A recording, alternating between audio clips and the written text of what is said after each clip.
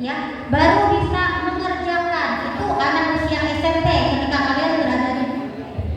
Kemudian ya anak dengan rentan usia ini biasanya juga tidak akan mau dibilang anak-anak, nggak enak lagi dibilang anak-anak, dicium kayak anak-anak kecil itu nggak mau lagi, ya malah bahkan yang mungkin dulu periak, ya yang pecicilan, ketika disuruh guru SD-nya untuk atraksi atau berkegiatan terutama laki-laki, itu sudah mulai enggak, aku udah mau bu, aku udah ingin, walaupun padahal dia sudah memiliki kemampuan.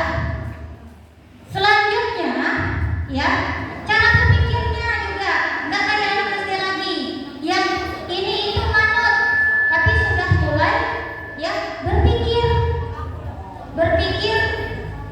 aku udah ingin lah, aku nak lawan lah cakap orang tuaku. Nah itu yang terjadi ketika kalian SMP. Selanjutnya ya di jenjang ini ketika kalian SMP itu juga kalian biasa berusaha untuk mencari jati diri, makanya sering ikut-ikutan teman sampai coba lihat teman-teman kalian yang mungkin sudah duluan masuk KUA. Ada yang sudah ke KUA? Nah itu dia masih dalam tahap cinta cari jati diri, makanya akhirnya ya banyak anak-anak usia SMP yang tiba-tiba masuk ke KUA langsung banyak ya jadi janda muda, ya kan? Laki-lakinya kan kelihatannya masih anak-anak, tapi banyak yang sudah jadi duda keren. Nah itu jadi karena pada saat kalian mengenal cinta pertama, nah kita dengar cinta nih. Pada saat kalian mengenal cinta pertama, kalian cuma tahu memuaskan hasrat kalian doang, tapi kalian lupa kenapa kalian melakukan itu, apa tujuannya kalian cinta dengan beri itu. Nah itu contohnya, salah satu contoh bahwa kalian sedang mencari jati diri, belum layak untuk mengarah ke hal-hal seperti itu. Selanjutnya ya anak yang baru mengalami peralihan biasanya juga memperlihatkan beberapa perubahan karakter yang saya bilang tadi, yang dulu pecicilan, petakilan, ketika masuk SMP sudah mulai diem, nggak mau lagi ikut ini itu yang terjadi ketika kalian berada di SMP karena kalian masih dalam tahap peralihan. Selanjutnya Kak, next. Nah, sedangkan pada saat SMA ya ini yang terjadi, kalian sudah masuk ke jenjang tahap selanjutnya, yang mana anak dalam usia SMA biasanya akan lebih matang. Jadi kalau mikir tuh nggak perlu dilama-lamakan, lah pacak bernegosiasi kalah apa, kamunya tujuan apa, dan harus mampu yang namanya mempertahankan konsep jati dirinya. Itu anak SMA. Beda kan? Beda kan? Beda. Nah, bagi anak petakilan pecicilan macam tuh, ibu kasih tahu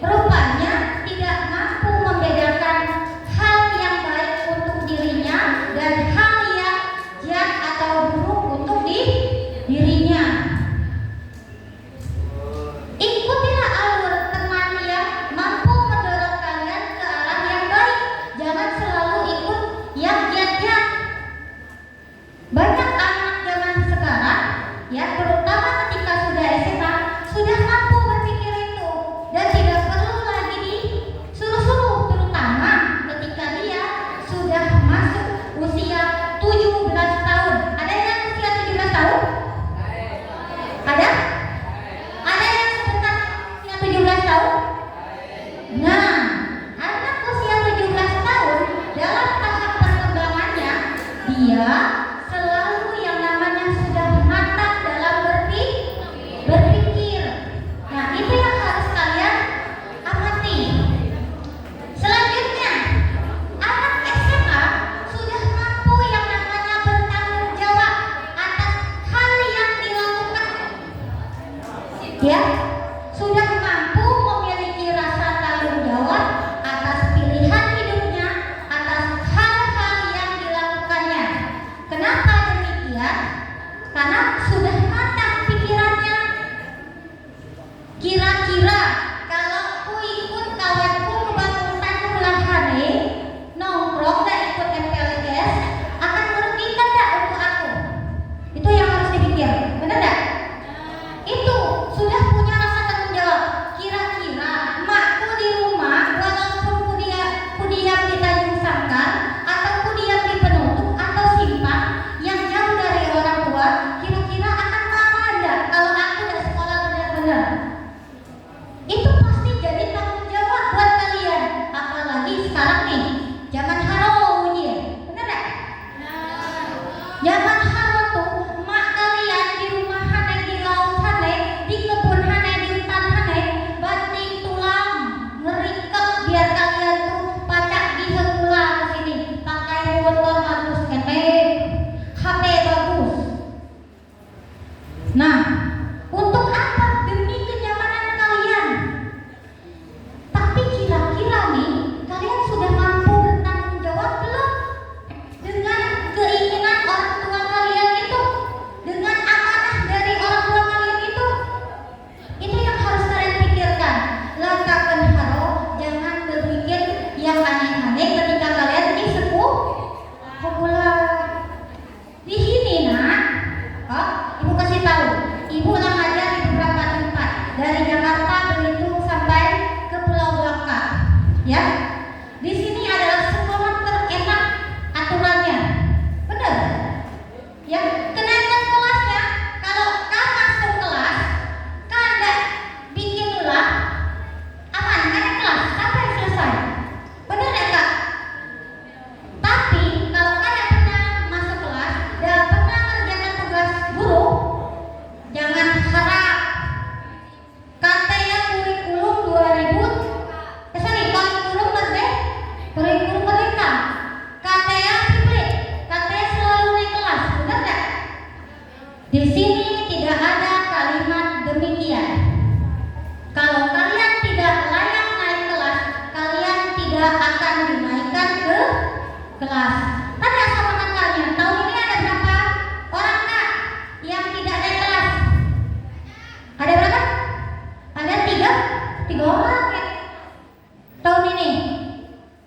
Jangan sampai ketika sudah semester 2, semester kenaikan kelas, kalian baru berpikir keras mau ngerayu gurunya biar bisa naik ke kelas. Sementara guru kalian itu menilai kalian secara berproses.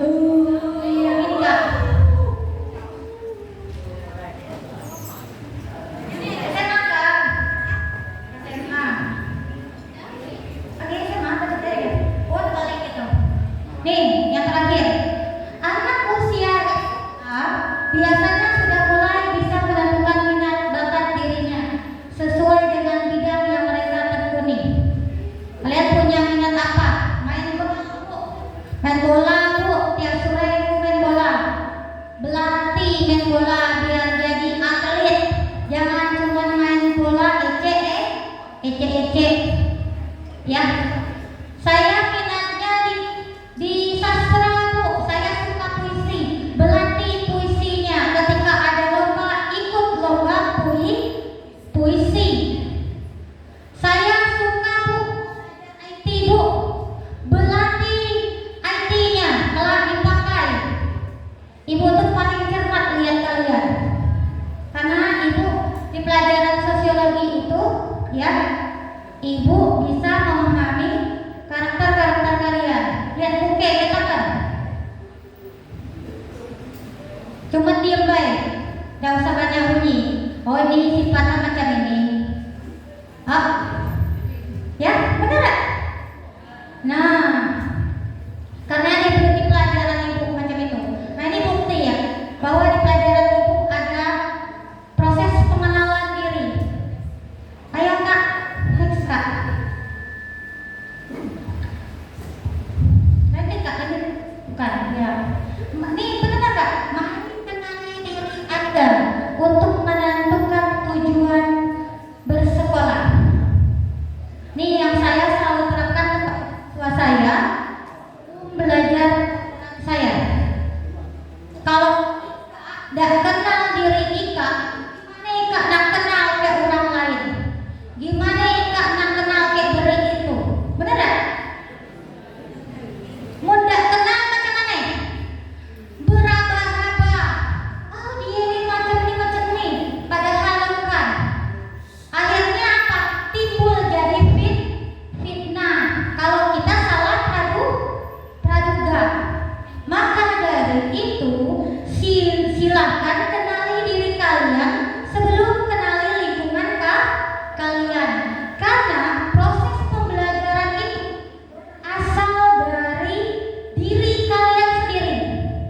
Kalau lain nah, Ika mun nak jadi orang harus taken kan passion Ika. Passion itu bukan pakaian. Passion itu adalah kamu punya kesukaan apa, kelebihan apa yang menonjol dan kamu minati terhadap itu. Seperti misalkan Ibu passionnya di public speaking. Ketika dikenalkan atau diminta dari dosen Ibu suruh jadi penulis, bukan jago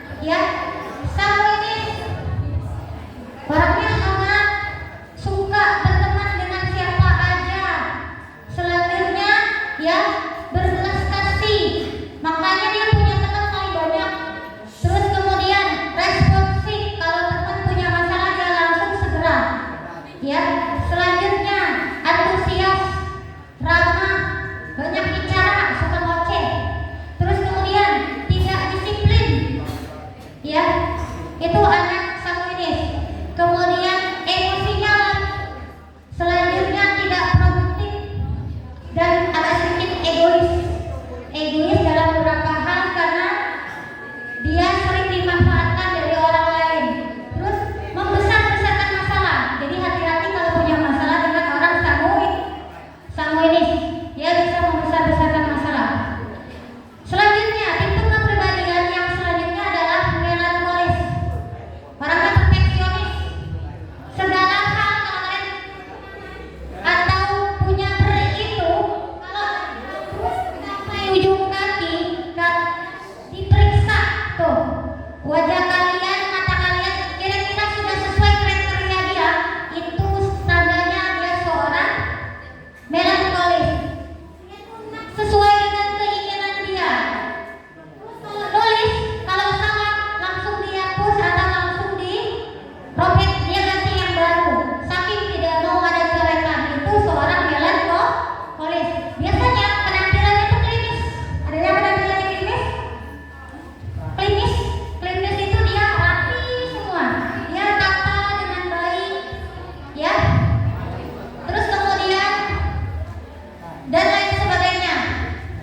Kemudian seorang melankolis rela berkorban, pemurung, pembalas.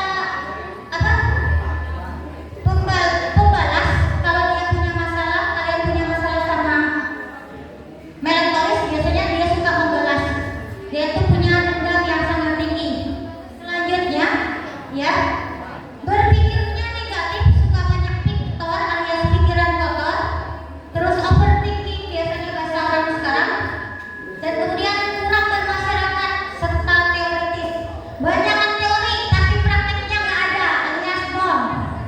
Ada yang seperti itu, cuma pintar ngoceh tapi geraknya nggak ada, alias lambat. Nah, itu seorang melankolis. Selanjutnya, flegmatis. Orangnya tenang, ya. Kalau itu bukan melankolis, itu ciri-cirinya kayak anak sanguinis atau ABK, anak berkebutuhan khusus. Biasanya ya, saya kasih tahu, kalau anak ABK itu nak ya, di itu dia tuh diri-diri, jalan-jalan, lari-lari. Terus lihat kiri kanan nggak jelas, gara-gara apa? Dia itu di sini itu di pantatnya dia itu seperti ada jarum atau paku yang ingin menusuk badan dia. Itu contoh dari anak khusus autis. Hati-hati, kalian masuk kategori itu belum? Kalau kan alhamdulillah bukan berarti ya. Nah, kita lanjut nih. Belum Kak? Ya. Terus kemudian anak diplomatis itu diplomatis. Dia suka diskusi.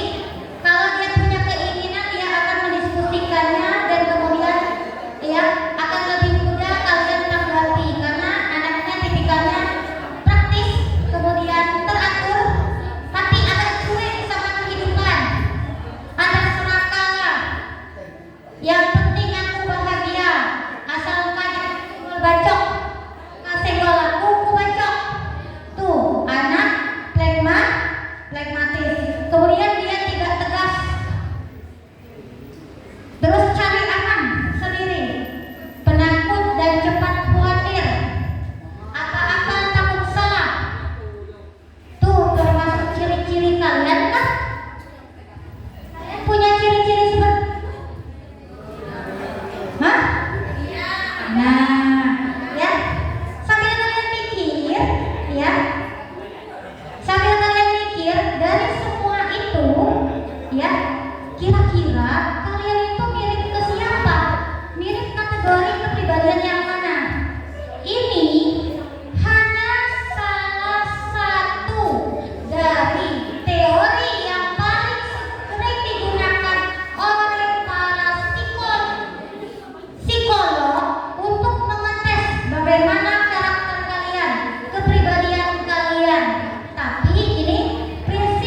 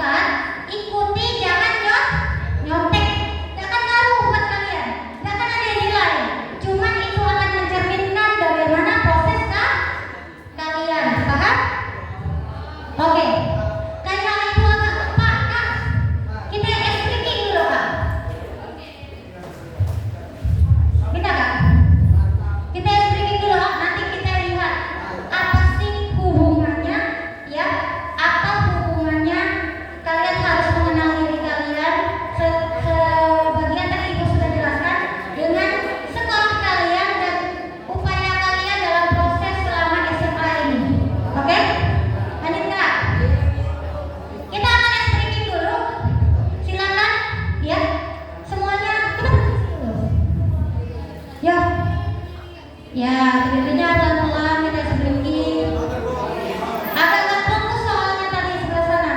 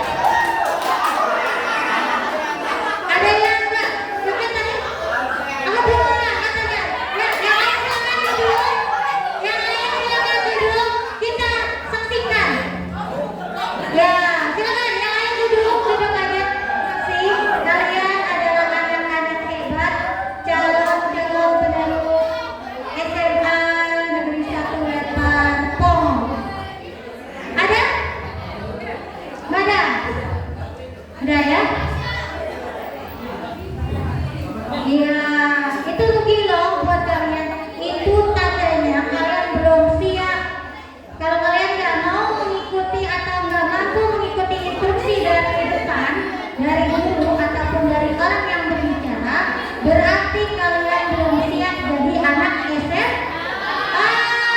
Masih belum? Kalau sudah, berarti kalian sudah punya pola pikir dan pola tindakan mana yang baik dan mana yang benar, paham? Oke, kita lanjut ya Kak ya.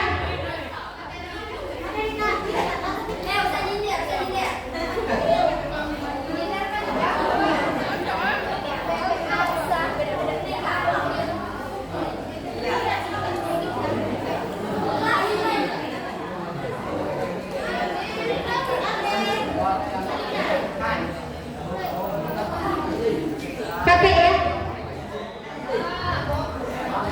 Sayang, di detik-detik terakhir kalian baru dapat kipas angin.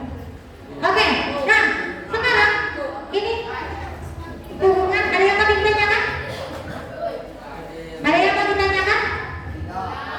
Kalau ada yang mau ditanyakan silakan sambil aja ya. Ini adalah ya rincian dari kepribadian kalian tadi. Itu kan baru dasarnya doang tuh. Kalian tentukan aja kalian punya kepribadian yang kayak mana. Nih, emosi seorang Cornelius itu ya sangat kuat. Kemudian Cornelius kuat sebagai orang tua itu kayak itu. Jadi kalau ada orang tua kalian seperti itu berarti ini tandanya Cornelius. Kalau emosi Corneliusnya untuk kalian sendiri, pertama berbakat pemimpin yang berani mencalonkan diri jadi ketua OSIS tahun ini, berarti dia bisa masuk ke dalam kategori itu, punya bakat menjadi seorang pemimpin. Selanjutnya dinamis. Dinamis itu orangnya gampang bergerak, gampang mengikuti aturan. Itu tanda seorang Cornelius. Kemudian sangat memerlukan perubahan, suka tantangan. Saya nggak bisa nih ya jadi anak yang hanya dulu diam terus nggak ada prestasi.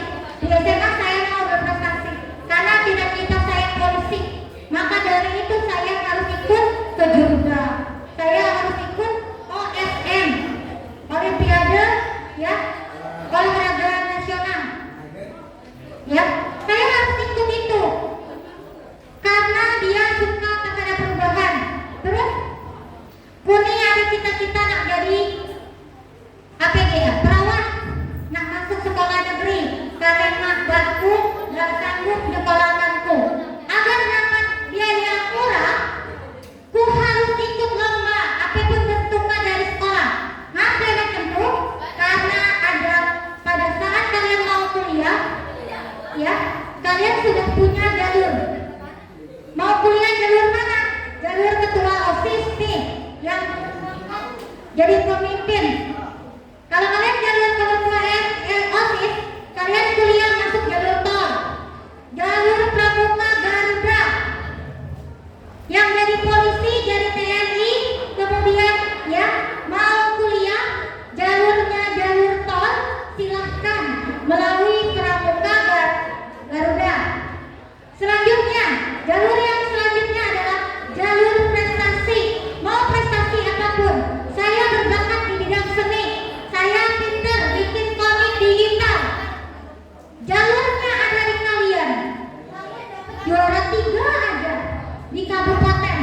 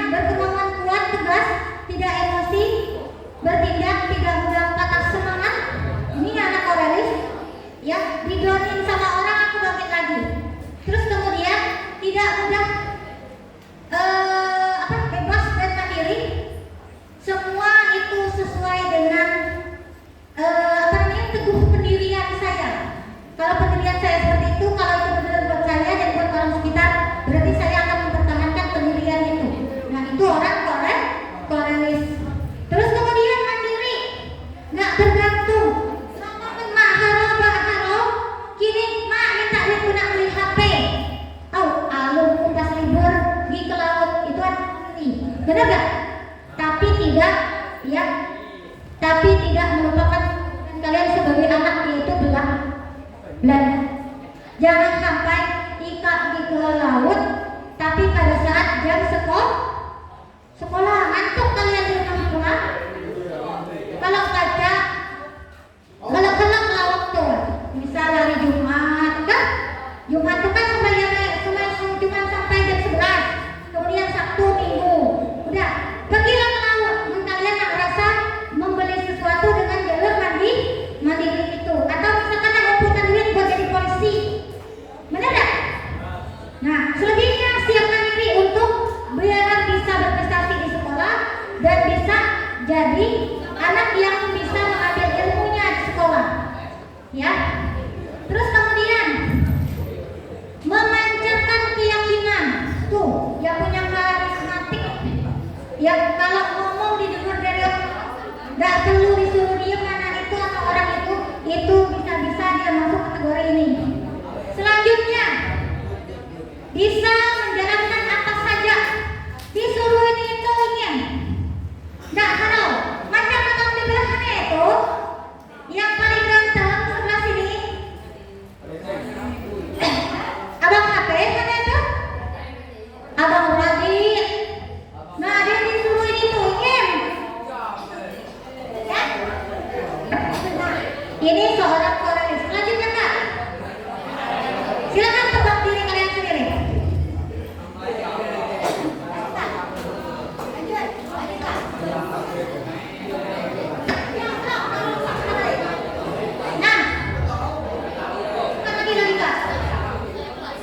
Nah, ini nih kaitannya sama tujuan hidup kalian.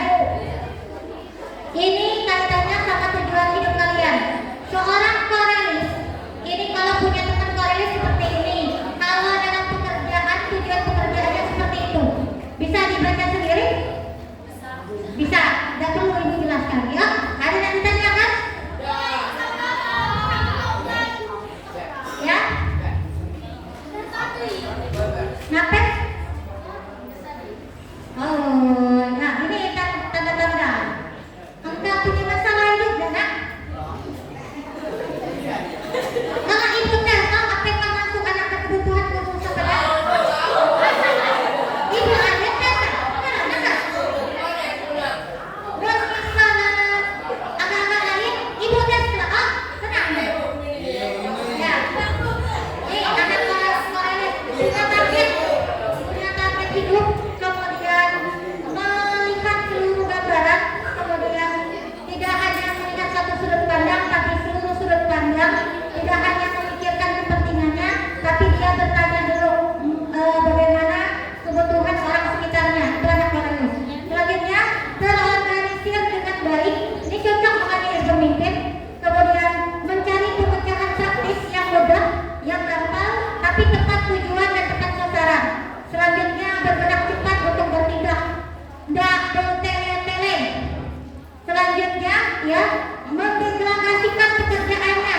Kasih tahu inilah kamu fungsinya alias fungsi dan tugasnya.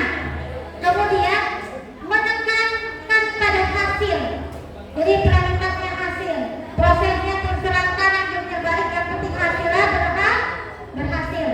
Selanjutnya ya membuat target, punya target hidup, punya target apa yang ingin dicapai. Selanjutnya merangsang kegiatan. Merangsang kegiatan itu maksudnya adalah kalian mampu ya menghidupkan suatu kegiatan. Misal bentar lagi ada pekan literasi, kalian ajak kawan-kawan kalian yang ketiduran begini, yuk bangun yuk kita bikin kegiatan, kita berjuang ini berjuang itu namanya merangsang kegiatan. Ya, oke kak, lanjut kak. Itu contoh dari pekerjaan seorang korenis. Jadi kira-kira cocok aja apa? Jadi ketua, jadi kepala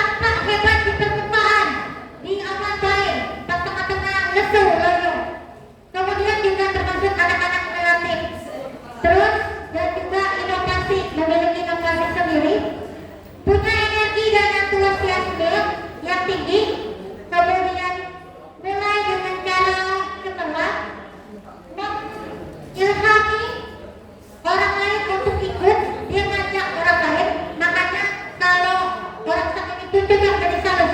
Apa yang dikatakan cocok jadi sales? Yang tukang penjual tuh, ya, karena dia suka dan punya banyak teman. Maka dari itu orang sales itu kalau dalam dunia perdagangan, perbisnisan, dia cocok di bagian lapangan, kerjasama misalkan, itu cocok dia. Kalau dia di bagian yang bernegosiasi. Selanjutnya, ya, mempesona orang lain untuk bekerja.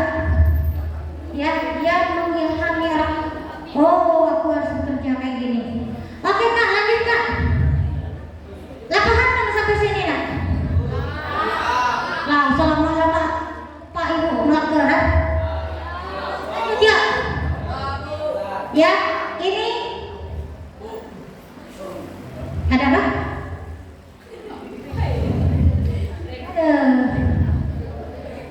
Ya, emosinya yang melankolis, barang yang sempurna. Asal ya? Oke, orang yang melankolis itu dia mendalam dan penuh pemikiran. Kalau petugas bank, ya, yang hitung-hitung duit cocok orang, ya, dia mikir dulu, kira-kira benar atau belum, atau dia bagian, ya, pemerintahan yang mengarah kepada peraturan, kira-kira sesuai yang tidak untuk yang aku. Nah, ini cocok nih orang melankolis.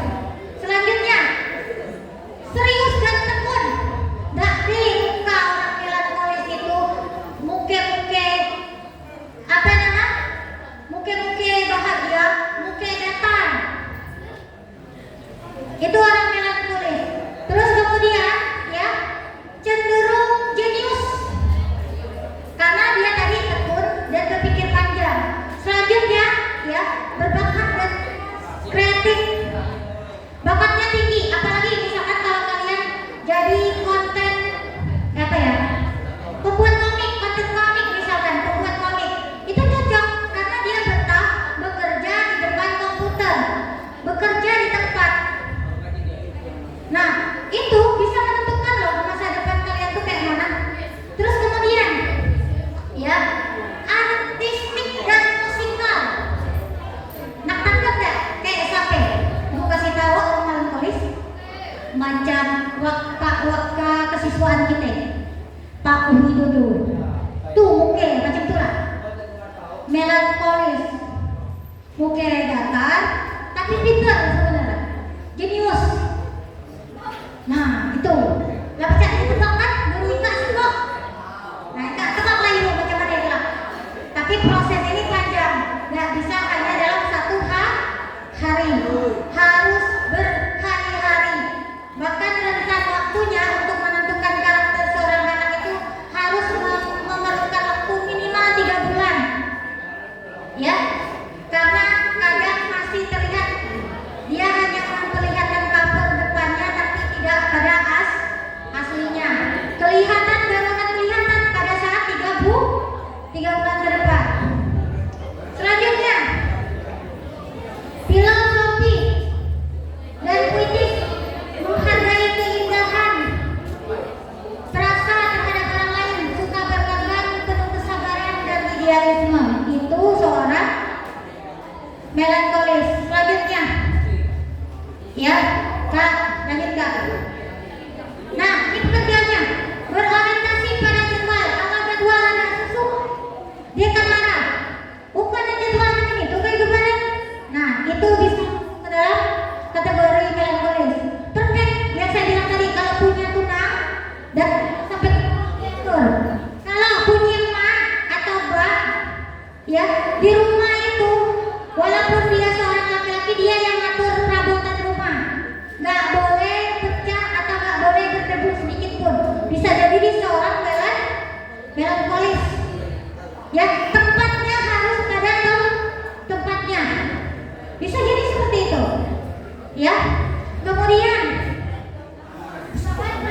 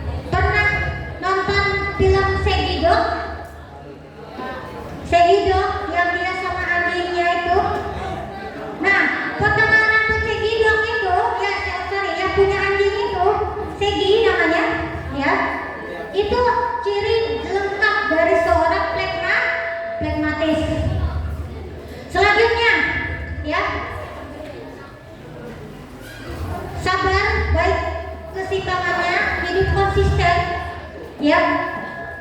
Dia ikutin arus, kemudian tenang tetapi cerdas, kemudian hidup konsisten, simpatik dan baik hati, menyembunyikan emosinya, selanjutnya bahagia menerima kehidupan yang serba ada atau serba guna. Ya, contohnya tak ada siapa? Kalau kelak guru Ika namanya Pak Zia. Halo kelak guru Ika kelak namanya Pak Zia Ulhaq. Cocok tuh. Bener ya? Perhatikan, ya. Lanjut Kak, pelajar Kak, nanti pekerjaannya, ya.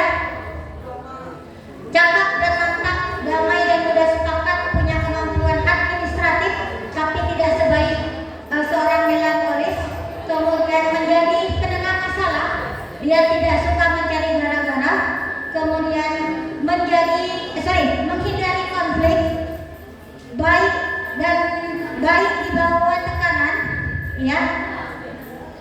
Menemukan cara yang mudah dan cara yang simple. Kalau bisa dipermudah, maka yang dipersulit.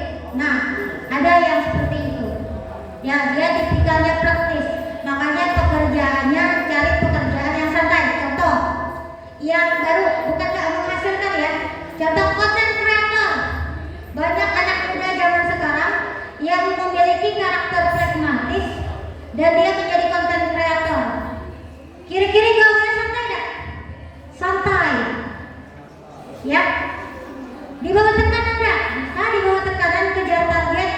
Kan kalau di TikTok tuh atau di IG tuh dia ada target berapa penonton biar dapat gift, benar gak? Nah, bisa jadi itu yang bergaul di situ tuh adalah seorang pragmatis, gaya santai tapi menghasilkan, ya. Lanjut Kak. Nah, lihatlah. Setelah kalian memperkenalkan atau mengenal diri kalian, kenal teman kiri kanan kalian, kalian juga wajib pahami dasar-dasar yang memungkinkan kita untuk berpartisipasi dalam dunia yang semua serba instan, semua serba teknologi. Yang itu adalah matematika. Matematika bukan hanya sekedar perkalian, penjumlahan, pembagian, kuadrat, ya. Tapi matematika ada yang lebih instan lagi, namanya matematika kehidupan. Kira-kira kalau ku beli HP, ya, harga 30 juta. Apa fungsinya? Ku beli motor 30 juta. Apa fungsinya? Tapi makku dah pacak makai, bakku dah pacak makai. Karena aku bukan orang laki. Adikku karena perempuan tak pacak makai. Apa fungsinya? Hah? Jadi makanya harus beli sesuatu sesuai dengan kebutuhan. Oleh karena itu, kalian harus memahami matematika. Ya, ada yang tidak suka matematika? Tidak suka balik. Matematika bukan hanya sekedar yang kalian pikirkan. Ya, kalian mau tes harus tahu tentang aritmatika, deret hitung. Kemarin ibu tes itu ada kajian modus terus main. Selanjutnya ada akar kuadrat, akar pangkat, kemudian ada rumus bangunan dan bangunan segitiga, siku-siku, ada bangunan limas dan lain sebagainya. Ya, maka dari itu matematika, walau Ika nanti pelajaran macam pelajaran ibu yang mengarah kepada masyarakat, tetap membutuhkan matematika. Ika anak belajar bahasa Indonesia, tetap ada matematika, benar ya? Jadi usah boleh takut ke matematika. Lanjut Kak.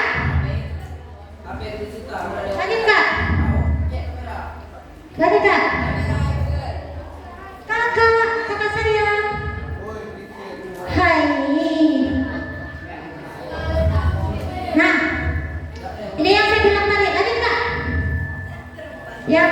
memiliki perjalanan semuanya.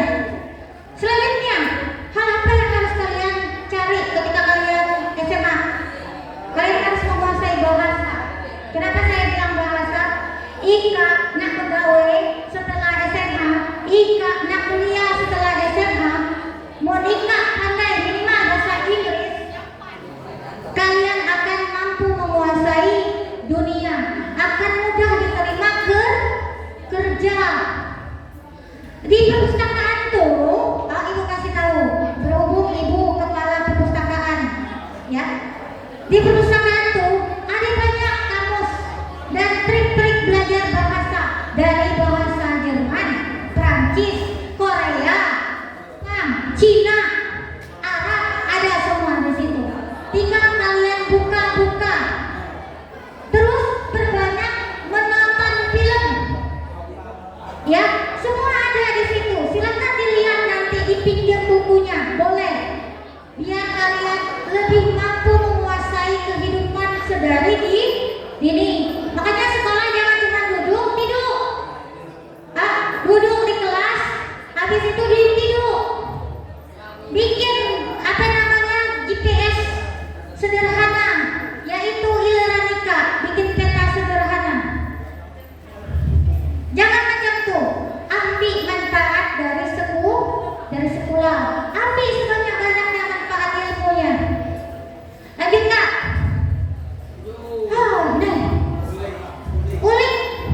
Ulik itu gali keterampilan kalian selama di SMA dalam penguasaan teknologi. Nih, HP yang ada kan? Di SMA ini adalah beberapa aplikasi penting yang wajib kalian punya. Nih, ini remote BG, ini Canva, paling banyak digunakan Canva. Terus Capcut, tanya anak kakak-kakak. Ya, belajar sosiologi bagaimana Kak? Pakai ini kan? Ya, dikit-dikit bikin video. Kata dia, saking banyak masuk kelas lain. Dikit-dikit bikin video, ajaran ibu tuh dikit-dikit bikin video. Giliran disuruh nulis kepak, ibu nulis terus. Ada kak, ketawa dia. Ya, dikit-dikit ngerjain tulisan pakai Canva, apalagi dalam proyek profil Pancasila. Maka dari itu kalian harus mampu. Silahkan download masing-masing, jangan cuma download game. 3 aplikasi penting ini di HP kalian. Habis itu belajar tutorialnya di YouTube banyak. Ya, remote BG. Kalau Ika ada acara, nak bikin foto KTP, foto pelajar, tinggal di remote aja, hilang background belakang. Pandai aplikasi lain silahkan. Ya, terus Canva, apa ini buat nulis, buat masukkan gambar, bikin presentasi. Saya presentasi ini menggunakan Canva. Ya, saya bikin presentasi ini menggunakan Canva. Jadi kalian sedari SMA dan kita semester lah diajarkan presentasi, lah diajarkan bikin tulisan, lah diajarkan menggunakan teknologi. Capcut untuk bikin video. Walau belajar di macam pelajaran ibu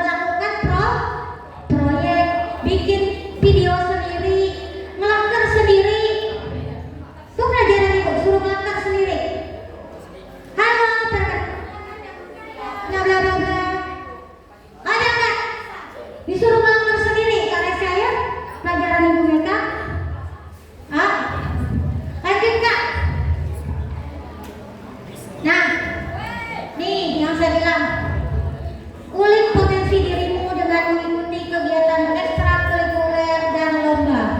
Nih kayak kakak-kakaknya, ekstrakurikulernya pramuka, penting tuh, ya, penting banget buat kalian. Selain kalian pintar berorganisasi, kalian juga mampu ya menenangkan diri kalian, mendisiplinkan diri kalian. Itu pramuka pentingnya. Kita terus sama lomba-lomba yang saya bilang tadi ya sudah selesai. Nih lanjut, perbedaan pelajaran di apa namanya? Perbedaan pelajaran di SMP dan di SMA. Ada ya pelajaran ini di SMP? Nggak ada ya? Baru kenal kan? Baru kan? Nah, kalau dulu SMP cuma ada IPA dan IPS. Sekarang sudah ada yang namanya ya pendetailan dari IPA dan IPS. Ya, IPA itu umumnya khususnya sudah dijaringkan, walaupun sebenarnya ilmu IPA dan ilmu IPS itu tidak hanya sekedar mata pelajaran ini, tapi di SMA ini adalah mata pelajaran yang ada di IPA dan IPS. Karena kalian ada yang sudah kurikulum TK, loh, siap-siap mengikuti kurikulum Merdeka. Ya, pertama kalian akan belajar tentang proyek profil Pancasila. Proyek profil Pancasila itu berkaitan dengan ya pelajaran tentang pengasahan keterampilan diri kalian, keterampilan kalian memahami masyarakat kalian. Contoh bergerak. Apa lagi kak kemarin selain berjajak yang sudah diikuti? Bertani, berkewirausahaan. Ya, ada lagi banyak kegiatan-kegiatan itu. Daur ulang kemarin. Itu bukan berarti Ika tidak belajar loh. Tolong dicatat, jangan sampai Ika madam orang tua Ika, Bu, tidak belajar, Bu, Mak, Mbak, aku tidak belajar. Itu adalah kegiatan kalian yang diminta dari kurikulum mereka, wajib kalian pahami sendiri. Guru datang cuma ngasih pengarahan. Monika tanya baru akan menjawab. Monika dia tanya, Ika diam-diam baik, dia akan ngasih informasi, paham? Nah, IPA, di IPA itu kalau di kelas 10, IPA-nya masih satu penilaian. Jadi rapat kalian, loh apa kali kami belajar tentang kimia, fisika, biologi, itu tapi nilainya nggak ada di rapat kelas 10 kami. Itu karena kalian masih terintegrasi. Ya, kurikulum terintegrasi itu maksudnya adalah ya kalian mempelajari semua materi pelajaran fisika, kimia, biologi itu, tapi nilainya satu. Makanya walau guru IPA kalian ada 3, ya kelas 10 ini, walau guru IPA kalian ada 3, nilainya cuma 1.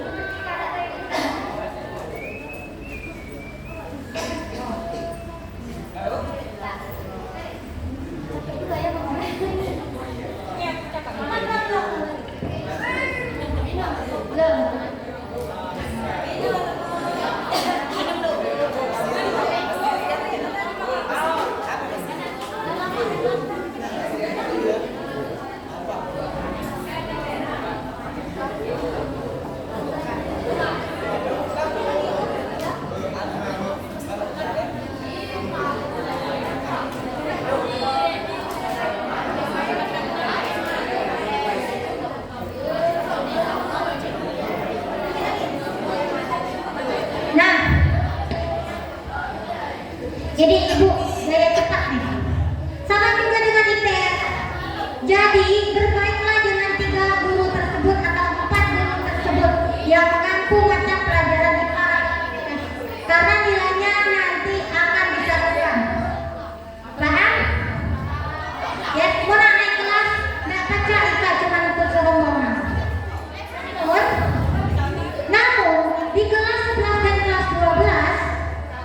ya.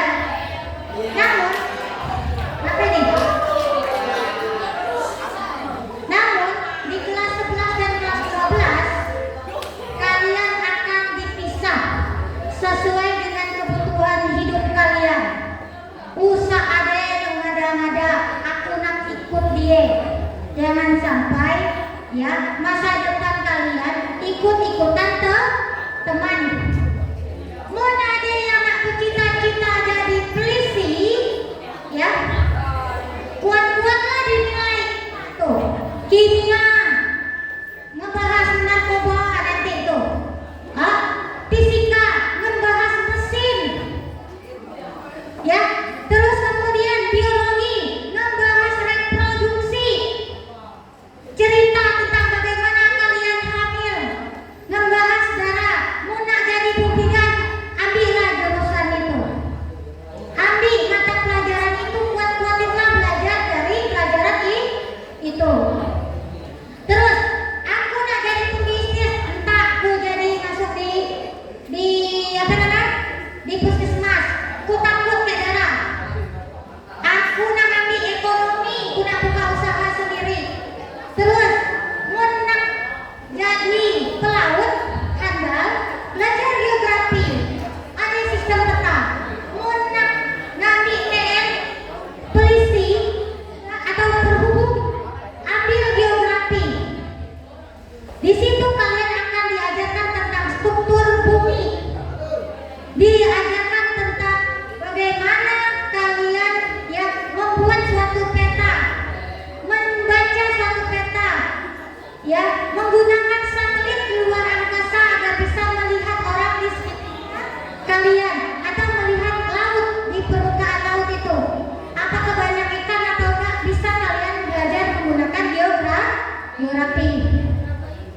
Sejarah, nak jadi ya sejarawan, ya nak jadi budayawan, ambillah sejarah, ya. Kemudian sosiologi apa fungsi bu? Nah macam jadi peneliti, ya jadi pengamat, jadi perencana, kemudian juga jadi HRD, ya. Jadi di kelas 11 itu sesuai dengan kebutuhan kalian, paham? Kelas 10 enggak, kalian masih dikotak-kotakan sesuai dengan ya yang ada dulu, dikenalkan dulu tentang IPA IPS-nya bagaimana. Paham sampai di sini? Alhamdulillah. Ada yang mau ditanyakan? Alhamdulillah. Lala mau lihat ibu? Lah, ibu gila mau lihat ikan, tenang deh. Thank you very much. Nah, itu saja yang bisa saya sampaikan. Lah capek semua, ya. Kesimpulannya kali ini adalah kalau nak sekolah, ambillah ilmu sebanyak-banyaknya dari sekolah ini, karena kalian memiliki guru-guru yang berkualitas, ya. Kalian memiliki guru-guru yang berkualitas, dan kalah saing nak dengan di kota, ya. Maka dari itu puas-puasinlah, ambil ilmunya, jangan ya dikit-dikit